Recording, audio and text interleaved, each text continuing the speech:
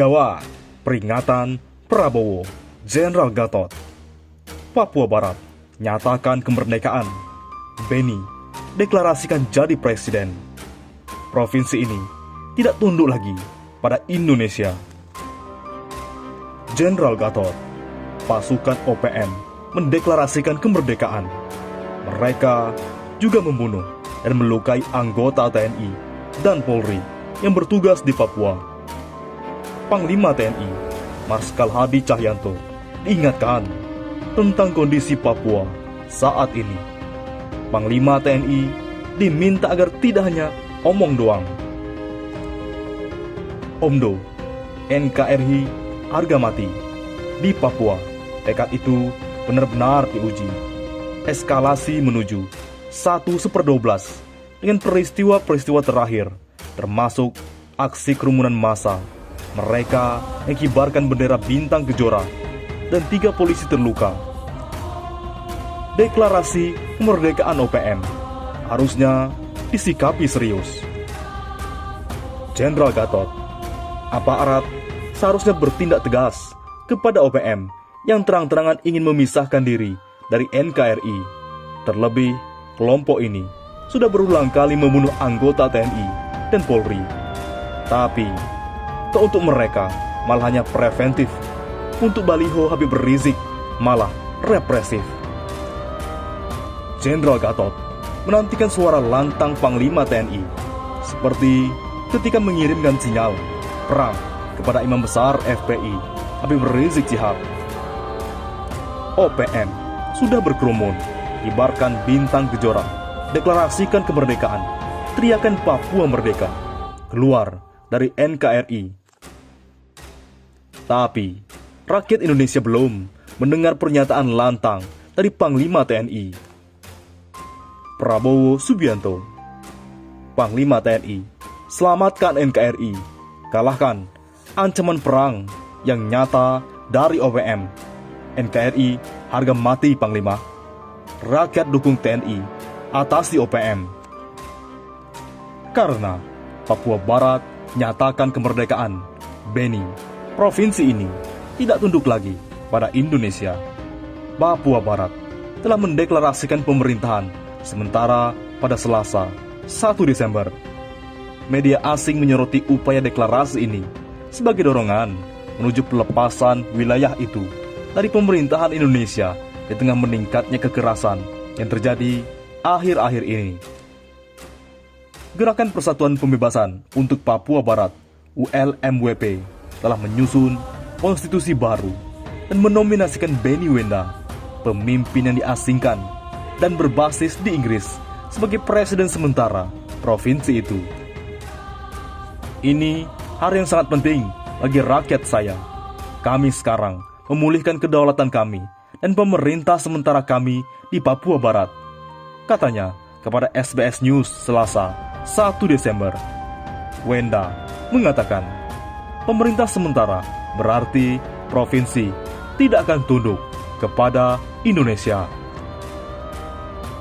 Hari ini, kami menghormati dan mengakui semua nenek moyang kami yang berjuang dan mati untuk kami, dengan akhirnya membentuk pemerintahan bersatu yang ditunggu-tunggu, kata Wenda.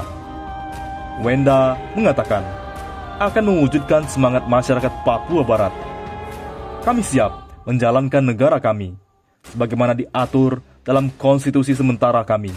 Republik Papua Barat di masa depan akan menjadi negara hijau pertama di dunia. Hak bersuara, hak asasi manusia, kebalikan dari dekade penjajahan berdarah Indonesia, ujar Wenda. Hari ini kami mengambil satu langkah lagi menuju impian kami tentang Papua Barat yang merdeka. Merdeka, merdeka. Wenda berharap ada peran dari pemerintah Australia terkait kemerdekaannya ini. Papua Barat menghadapi krisis dan kami membutuhkan pemain besar seperti Australia untuk mendukung kami. Sangat penting bagi Australia untuk memainkan peran besar, katanya. The Guardian menulis, menjelang 1 Desember seringkali merupakan tanggal kerusuhan dan kekerasan yang signifikan. Juru bicara Kantor Hak Asasi Manusia, PBB, Ravina Samdasani, mengatakan, "Kami terganggu dengan meningkatnya kekerasan selama beberapa minggu dan bulan terakhir di Provinsi Papua dan Papua Barat di Indonesia, dan peningkatan resiko ketegangan dan kekerasan baru. Provinsi Papua dan Papua Barat yang secara kolektif dikenal oleh aktivis kemerdekaan sebagai Papua Barat merupakan bagian barat Pulau New Guinea, berbatasan dengan Papua Nugini yang merdeka di timur.